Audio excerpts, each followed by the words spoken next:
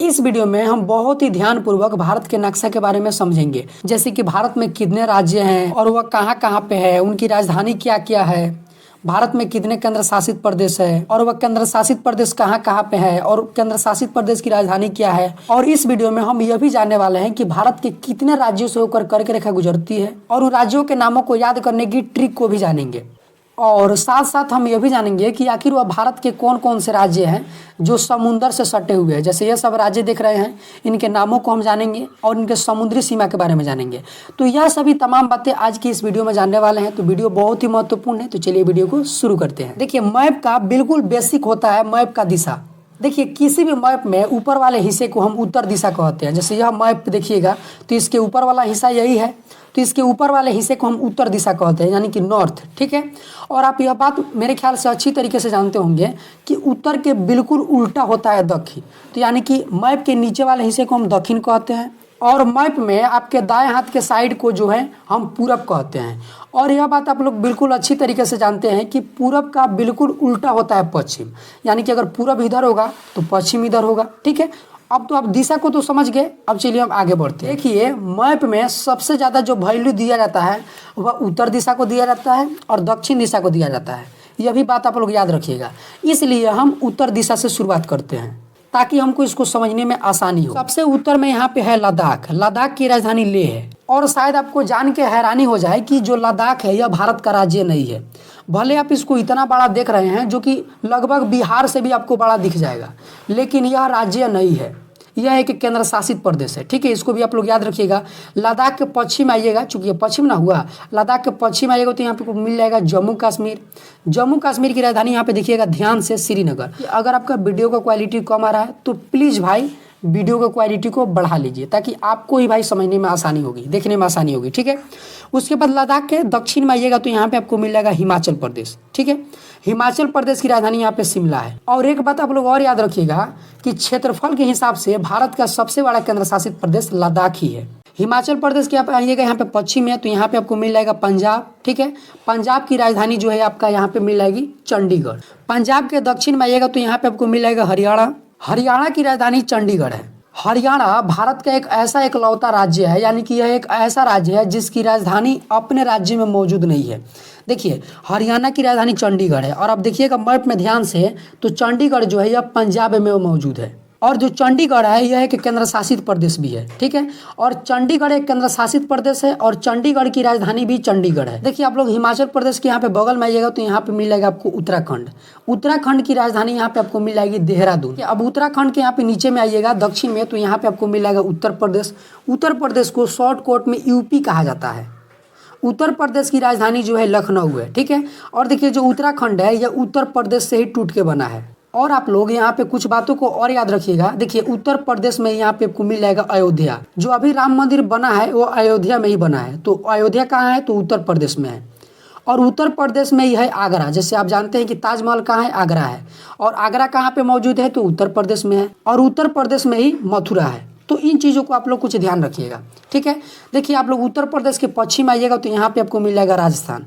राजस्थान की राजधानी जयपुर है। ठीक है, और अब क्षेत्रफल के हिसाब से भारत का सबसे बड़ा राज्य कौन सा है? याद रखिएगा, राजस्थान है। और जनसंख्या के हिसाब से भारत का सबसे बड़ा राज्य उत्तर प्रदेश है। राजस्थान के यहाँ पे आप लोग नीचे में आइएगा तो यहाँ पे मिल जाएगा आपको गुजरात। गुजरात की राजधानी यहाँ पे देखिएगा तो यह है गांधीनगर। यह भारत का सबसे पश्चिमी राज्य है, यानी कि यह भारत के सबसे पश्चिम में मौजूद है। अच्छा, आप लोग कमेंट करके बताइएगा कि महात्मा गांधी का जन्म भारत के किस राज्य में हुआ था और किस जिले में हुआ था। आप लोग भाई लोग कमेंट करके जरूर बताइएगा। देखिए, भारत के एकदम बीचों बीच एक राज्य स्थित है, यानी कि भारत के एकदम मध्य में स्थित है। मध्य मतलब होता है बीच, जिसका नाम है मध्य प्रदेश। मध्य प्रदेश की राजधानी दोस्तों है यहाँ पे भोपाल। और आप लोग एक बात और याद रखिएगा कि भारत में सबसे ज़्यादा वन मध्य प्रदेश में ही मौजूद है। उत्तर प्रदेश के आप लोग पूर्व में आइएगा तो यहाँ पे आपको मिल जाएगा बिहार। बिहार की राजधानी पटना है। और खैर भाई, बिहार के बारे में पूछने वाला तो कोई बात नहीं है, क्योंकि बिहार का नाम भाई विदेशों में भी फेमस है। अच्छा, आप लोग देख रहे हैं तो आप लोग कमेंट करके बताइएगा कि आप में से कौन कौन बिहारी है। भाई मैं खुद एक बिहारी हूँ। ठीक है, देखिए बिहार के पूरब में यहाँ पे आइएगा, चूँकि ये पूरब है तो बिहार के पूरब में आइएगा तो यहाँ पे आपको मिल जाएगा पश्चिम बंगाल। पश्चिम बंगाल की राजधानी दोस्तों यहाँ पे कोलकाता है। बिहार के यहाँ पे आइएगा दक्षिण में तो यहाँ पे आपको मिलेगा झारखंड। झारखंड की राजधानी रांची है। और मेरे ख्याल से आप लोग ये बात जानते होंगे कि झारखंड जो है बिहार से ही टूटकर बना है। देखिए पश्चिम बंगाल के आप लोग उत्तर में जाइएगा तो यहाँ पे आपको सिक्किम मिल जाएगा और सिक्किम की राजधानी गंगटोक है। और एक बात आप लोग और याद रखिएगा कि जनसंख्या के हिसाब से भारत का सबसे छोटा राज्य सिक्किम है। अभी हम आपको बताए थे कि जनसंख्या के हिसाब से भारत का सबसे बड़ा राज्य कौन सा है, तो उत्तर प्रदेश। तो इस चीज़ को भी दोस्तों याद रखिएगा, ठीक है। इन सभी राज्यों को जो है हम लोग उत्तर पूर्वी राज्य कहते हैं, क्योंकि यह उत्तर में भी है और पूरब में भी है। और उत्तर पूर्वी राज्य में कुल 8 राज्य है। उत्तर पूर्वी राज्य में आपको सिक्किम भी मिल जाएगा, ठीक है। और अरुणाचल प्रदेश यहाँ पे सबसे भारत का सबसे पूर्वी राज्य है जो कि यहाँ पर है। अरुणाचल प्रदेश की राजधानी ईटानगर है। यहाँ पे आपको बीच में मिल जाएगा असम। असम की राजधानी दिसपुर है, ठीक है। उसके बगल में आइएगा तो यहाँ पे नागालैंड मिल जाएगा, यहाँ की इसकी राजधानी कोहिमा है। उसके नीचे आइएगा तो मणिपुर मिल जाएगा, इसकी राजधानी इम्फाल है। उसके नीचे आइएगा तो यहाँ पे आपको मिल जाएगा मिजोरम, इसकी राजधानी आइजोल है। इसके यहाँ पे पश्चिम आइएगा तो त्रिपुरा मिल जाएगा। और इसके ऊपर यहाँ पे जाइएगा तो यह मेघालय है। मेघालय की राजधानी शिलोंग है और त्रिपुरा की राजधानी अगरतला है। उत्तर पूर्वी राज्य में 8 राज्य है, ठीक है। और इस राज्य को हम 7 सिस्टर कहते हैं। अगर सिक्किम को छोड़ दीजिएगा तो इन सभी राज्यों को जो हम 7 सिस्टर कहते हैं, क्योंकि इनकी संख्या 7 है, यानी कि 7 बहन है, ठीक है। देखिए जैसे यहाँ पे गिनिए तो 1 गो 2 गो 3 गो 4 गो 5 गो 6 गो 7 गो हो जा रहा है कि नहीं। देखिए झारखंड के आप लोग दक्षिण में आइएगा तो यहाँ पे मिल जाएगा उड़ीसा। उड़ीसा की राजधानी भुवनेश्वर है। और आप लोग एक बात को और याद रखिएगा कि हीराकुंड बांध उड़ीसा में ही है, ठीक है। कहीं कहीं पे देखिएगा तो लिखा होता है उड़ीसा, और यहाँ पर ही चिल्का झील है। उड़ीसा के यहाँ पे जाइएगा पश्चिम में तो यहाँ पे आपको मिल जाएगा छत्तीसगढ़। छत्तीसगढ़ की राजधानी रायपुर है। और एक बात आप लोग और याद रखिएगा कि मध्य प्रदेश से ही छत्तीसगढ़ अलग हुआ है, पहले यह मध्य प्रदेश में ही था। छत्तीसगढ़ के फिर आप लोग पश्चिम में जाइएगा तो यहाँ पे मिल जाएगा आपको महाराष्ट्र। महाराष्ट्र की राजधानी आपको मिल जाएगी यहाँ पे मुंबई। और महाराष्ट्र के आप लोग थोड़ा सा ऊपर बढ़िएगा इधर तो आपको मिल जाएगी भारत की यह के केंद्र शासित प्रदेश है दादर एवं नगर हवेली और दमन एवं दीव। यह पहले दोनों अलग अलग केंद्र शासित प्रदेश था, लेकिन अब इसको एक कर दिया गया है। इस केंद्र शासित प्रदेश की राजधानी दमन है, इसको भी आप लोग याद रख लीजिएगा।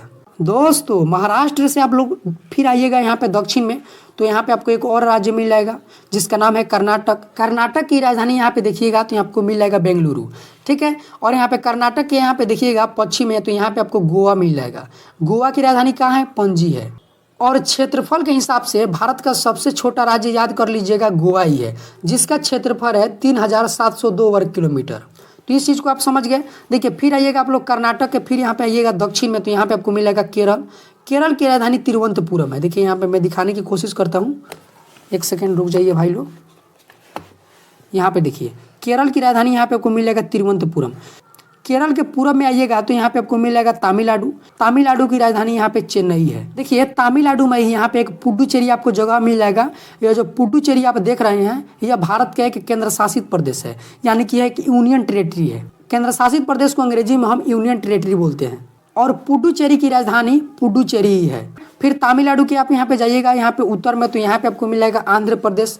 आंध्र प्रदेश की राजधानी अमरावती है, ठीक है। देखिए आप लोग कहीं कहीं पे देखिएगा तो यहाँ पे आपको हैदराबाद देखने को मिलेगा, कहीं कहीं पे आप लोग देखिएगा तो यहाँ पे आप लोग अमरावती देखने को मिलेगा। और यहाँ पे आंध्र प्रदेश के उत्तर में आइएगा यहाँ पे तो आपको तेलंगाना मिल जाएगा जिसकी राजधानी हैदराबाद है।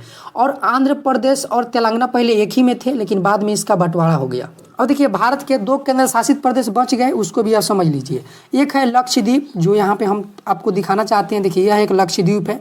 लक्षद्वीप की राजधानी यहाँ पे कवरत्ती देखने को मिल जाएगी। यह भारत की एक केंद्र शासित प्रदेश है। तो दोस्तों यह इसका एक केंद्र शासित प्रदेश हो गया। फिर यहाँ पे आप लोग देखिएगा, यहाँ पे हम आपको दिखाते हैं तो यहाँ पे आपको मिल जाएगा अंडमान और निकोबार, जो कि भारत के एकदम पूर्व में है। अंडमान और निकोबार की राजधानी जो है यह पोर्ट ब्लेयर है और यह भी एक भारत का केंद्र शासित प्रदेश है। तो भारत के जितने भी केंद्र शासित प्रदेश है उसको आप समझ गए। अब आप लोग भाई समझ लीजिए कि भारत के कौन कौन से राज्य हैं जो समुद्र से सटे हुए हैं। तो यहाँ पे आप लोग देखिएगा गुजरात है। देखिए भारत का सबसे बड़ा समुद्री सीमा वाला राज्य गुजरात ही है, यानी कि इसका समुद्री सीमा यह जो आप देख रहे हैं इसको ही आप लोग समुद्री सीमा बोलेंगे, ठीक है। यही समुद्री सीमा है। उसके बाद यहाँ पे आइएगा तो महाराष्ट्र, यह भी समुद्र के किनारे है। यहाँ पे गोवा देखिएगा तो इसकी राजधानी पणजी है, यह भी समुद्र के किनारे है। और एक बात आप लोग और याद रखिएगा कि सबसे छोटा समुद्री सीमा वाला राज्य कौन सा है, तो गोवा है। यानी कि इसकी देखिए कितना छोटा है इसका समुद्री सीमा, यह वाला हिस्सा इसको समुद्री सीमा बोलेंगे, यह बहुत छोटा है, ठीक है। इसको भी आप लोग याद रखिएगा। यहाँ पे कर्नाटक भी समुद्र के किनारे स्थित है। यहाँ पे अरब सागर देखने को मिल जाएगा तो इसको ही समुद्र बोलेंगे, ठीक है। तो यहाँ पे आप समझ गए, यहाँ पे केरल भी समुद्र के किनारे मौजूद है, तमिलनाडु भी है। यहाँ पे देखिए आंध्र प्रदेश भी ये समुद्र के किनारे है और यह भारत का दूसरा सबसे बड़ा समुद्री सीमा वाला राज्य है। देखिए इसका भी समुद्री सीमा काफी ज्यादा बड़ा है। यह वाला जो आप देख रहे हैं ये इसका समुद्री सीमा कहलाएगा, क्योंकि यहाँ पे समुंदर है, बंगाल की खाड़ी है। बंगाल की खाड़ी क्या है? एक समुंदर है। अब यहाँ पे आगे बढ़िएगा तो यहाँ पे उड़ीसा मिल जाएगा, यह भी समुद्र के किनारे स्थित है। और यहाँ पे मिल जाएगा पश्चिम बंगाल। और पश्चिम बंगाल भारत का दूसरा सबसे छोटा समुद्री सीमा वाला राज्य है। पहला में गोवा था और दूसरा में यह है। अब चलिए हम लोग समझ लेते हैं कि आखिर भारत के किन किन राज्यों से होकर कर्क रेखा गुजरती है और उनको याद करने का ट्रिक क्या है। देखिए यह वाला जो आप लाइन देख रहे हैं इसको हम कर्क रेखा बोलते हैं। कर्क रेखा जो है 23.5 डिग्री उत्तरी अक्षांश को बोलते हैं। देखिए भारत के मिजोरम राज्य से भी गुजरता है, ये यहाँ पे है त्रिपुरा से भी गुजरता है, पश्चिम बंगाल से भी गुजरता है, झारखंड से भी गुजरता है, छत्तीसगढ़ से भी गुजरता है, मध्य प्रदेश से भी गुजरता है और राजस्थान के थोड़े इलाका से गुजरता है। उसके बाद गुजरात से भी गुजरता है। अब इसको याद करने का ट्रिक क्या है? अगर आप ऐसे याद कर ले तो ठीक है, लेकिन ट्रिक जान लीजिए। ट्रिक है मित्र पर गमछा झाड़। देखिए मी से क्या हो जाएगा? मिजोरम, त्रा से हो जाएगा त्रिपुरा, ग से हो जाएगा गुजरात, म से हो जाएगा मध्य प्रदेश, छा से हो जाएगा छत्तीसगढ़, झा से याद रखिएगा झारखंड और र से याद रखिएगा राजस्थान। तो इस तरीके से आप ऐसे याद कर सकते हैं। तो दोस्तों आज के लिए इतना ही, फिर मिलते हैं अगले किसी खास वीडियो में। तब तक के लिए जय हिंद, वंदे मातरम।